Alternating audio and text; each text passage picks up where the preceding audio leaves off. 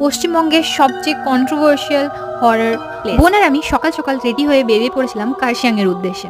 সকাল সকাল কিন্তু খুবই ট্রাফিক ছিল। And বেরিয়ে এই রাস্তায় দেখতে পেয়ে গেলাম সেই iconic toy train. As always আমরা ব্রেকফাস্ট করে বেরোইনি, রাস্তায় দাঁড়িয়ে একটা কুইক ব্রেকফাস্ট করে নিলাম।